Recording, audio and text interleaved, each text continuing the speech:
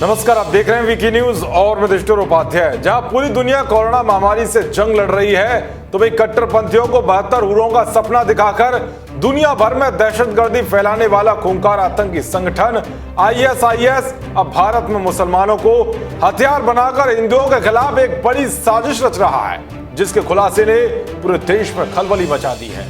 दरअसल ISIS का online प्रकाशन समूह भारत विरोधी एजेंडे को बढ़ावा देने में लगा है। वॉइस ऑफ हिंद नाम का यह ऑनलाइन प्रकाशन समूह भारतीय मुसलमानों को हिंदुओं के खिलाफ भड़का रहा है। हिंदुओं के कत्ल करने की बात करने के साथ ही कोरोना कैरियर बनकर भारत पर हमला करने के लिए मुसलमानों को उकसा रहा है।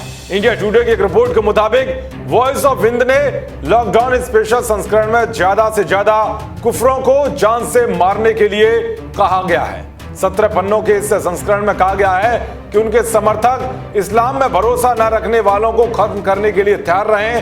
लॉकडाउन स्पेशल के मुख्य पन्ने पर दिल्ली दंगों और निजामुद्दीन मरकज में शामिल होने वाले लोगों की तस्वीर लगी है। साथ ही लिखा है, भरोसा करने वाले मजबूती से खड़े रहेंगे और कुफ्र बीमार हो जाएंगे। इसके बाद भरोसा न रखने वालों को मिटाने के तरीके बताए गए हैं।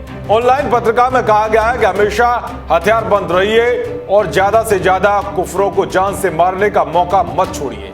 अपने पास चेन, रस्सी और तार रखिए, जिससे उन्हें पीट पीट कर और तड़पा कर मारा जा सके। इसके अलावा पत्रिका में यह भी लिखा हुआ है कि कैंची और हथौड़े जैसे हथियारों की मदद से कुफरों को मारने में आसानी होगी। एक और बिंदु को अंत में रखा गया है जो सबसे हैरान कर देने वाला है, जिसमें लिखा हुआ है कि जितने ज्यादा से ज्यादा कुफरों के बीच कोरोना वायरस फैलाया जा सकता है, फैलाइए।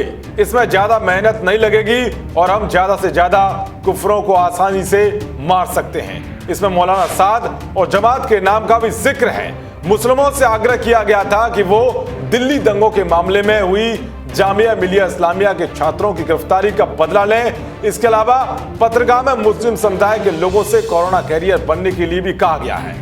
साथ ही पुलिस वालों के बीच कोरोना फैलाने के लिए कहा गया है जो लॉकडाउन के दौरान ड्यूटी कर रहे हैं। यानी एक तरह से दिल्ली में हुए दंगे और निजामुद्दीन मरकज से मिली कोरोना की जमात को आतंकी संगठन ISIS का प्लान भारत में जमीनी स्तर पर उतरने का संकेत दे रहा है। ISIS जिन तरीकों से हिंदुओं को मारने की बात कह रहा है, वही तरीके दिल्ली दंगों में मुस्लिम दंगाइयों ने IB अफसर अंकित शर्मा, हेड कांस्टेबल रतन लाल और दूसरे कई लोगों के साथ इस्तेमाल किए थे। जिस निर्ममता के साथ इन दंगाइयों ने रूह कपा देने वाली घटनाओं को अंजाम दिया था, वो काफी भयावह थी, जो साफ करता है कि भारत में ISIS के आतंकी अपने जड़ें जमा चुके हैं और मुस्लिम समुदाय के लोगों को गुमराह का असर भी दिखने लगा है। तो दिल्ली पुलिस की स्पेशल सेल ने जनवरी में इस्लामिक स्टेट के तहत काम करने वाले 3 आतंकवादियों को दिल्ली में गिरफ्तार किया था।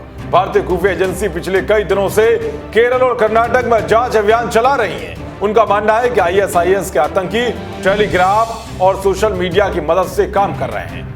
इसके अलावा संयुक्त राष्ट्र की रिपोर्ट से यह भी पता चला है कि केरल और कर्नाटक में अच्छी खासी संख्या में खूंखार वैश्विक आतंकी संगठन ISIS के आतंकवादी मौजूद हैं। साथ ही खुलासा किया गया है कि ISIL की भारतीय यूनिट हिंदू विलाय के कम से कम 180 से लेकर 200 तक आतंकवादी सक्रिय हैं। इस आतंकी संगठन के गठन की घोषणा मई 2019 में हुई थी।